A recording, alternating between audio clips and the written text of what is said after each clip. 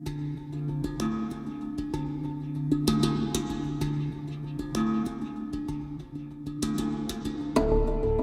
I think the central feature has become quite pivotal to the Festival of Speed. I was asked by Lord March to come to a meeting with Mazda to discuss the central display. I was very inspired by what their aspirations were. Obviously it all started with Kodo. Kodo is the design philosophy which is the backbone of all our designs, whether it's cars or anything else we're designing. Kodo is really about breathing life and soul into an object. To do that, we decided to study animals in motion, the way they accelerate, the way they compress their limbs before they sprint off, and it was a very interesting way to try and interpret that and bring that across. I then did some drawings, made some maquettes, models. I showed Japanese architecture, the way structure and beams stack on top of each other, the forms that they make. We were amazed by his authentic interpretation of Kodo, but we were a little bit puzzled as to how he could physically achieve this. I wanted to create a big twisting shape, but to do it just in steel would have been very difficult and quite hard engineering-wise. I work with Jerry, and Jerry's the artist. He does sketches, but I'm the person who knows a bit more about construction, about steelwork, and actually make it into a sculpture that we can use. After a lot of toing and froing, Jerry came up with this idea. He said, look, if we stack all these tubes on top of each other, we can twist it as it goes up, using this very unique construction technique that, as far as I'm aware, has never been tried before. This is a project you can't do on your own. You might have an idea, you might have a sketch, even the best models, and frankly the best engineers. But primarily the relationship with Littlehampton Welding for me is very, very important because they contribute a hell of a lot to the project.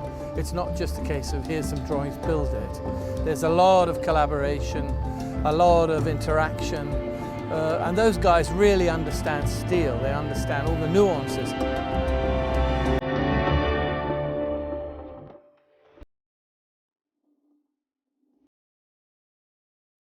We have to do a lot of 3D modeling and then dynamic analysis.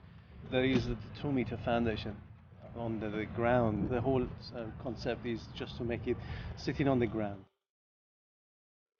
You don't want this to look too propped.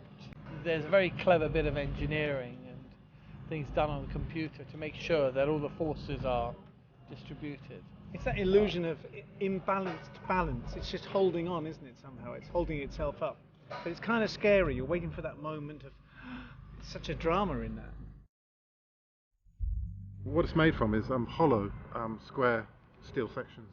In order to stack them, we have 2 holes on the top of each tube and 2 holes on the bottom, and they're a fixed distance. As each piece is dropped in, they put a pin in the top on each of the 4 corners and drop the next pieces on top. It looks incredibly complicated, but it's not such a difficult job. As long as they assemble them in the right order and drop them in place, then they have to fit. And if they try to put the wrong piece in the wrong place, then it won't fit. There is a lot of welding involved into this structure. The Littlehampton can't tell exactly, but it's a couple of kilometers welding into that involved. 40 metres long from bottom to the tip of the car, and it's about 110 tonnes.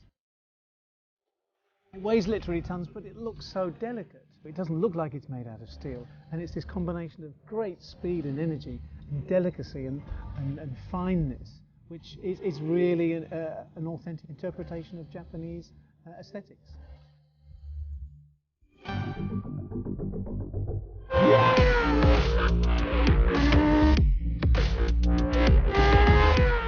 Mazda has a very rich heritage of motorsport.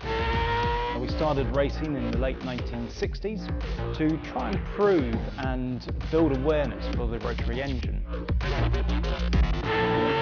Probably the most famous race that we won was the Le Mans 24-hour race in 1991, and we still remain to this day the only Japanese manufacturer to have won that race and the only manufacturer to have won the race with a rotary engine. And the car that sits behind me is the 787B that won that race. And this is a car that's going on a sculpture at Goodwood Festival Speed. In the case behind me is the Mazda LM55 Vision Gran Turismo car. Up until now, this has only been a virtual car in the GT6 game, but now Mazda design team have actually built the car for the Goodwood sculpture. Now 55 is the number which was on the car which won Le Mans back in 1991. It is the first time that Goodwood has ever had a concept car on top of the sculpture. So a really significant moment for both us and for Goodwood.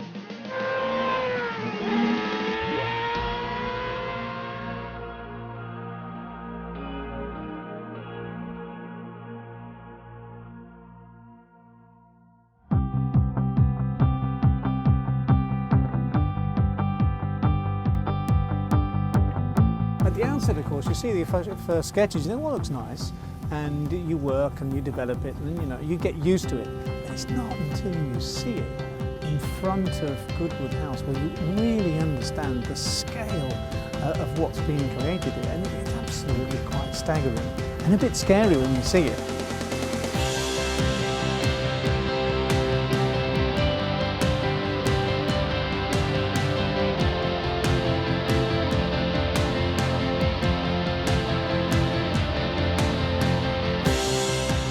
Primarily, even though I work with the aspirations of the car company, their DNA, their spirit and their history, my primary responsibility is to the people who visit the Festival of Speed, and to give them something that really inspires and gives them what it is they're looking for, which is something that makes them go, wow, and that's really what I try to do.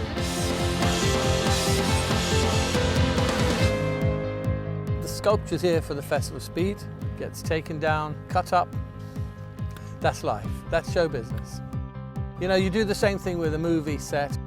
We all love to have sculptures and artworks that live on forever, but nothing is forever. I realise the transience of objects, but as long as they serve to tell a story and they serve to express what the spirit of the piece is all about, then that's enough, really.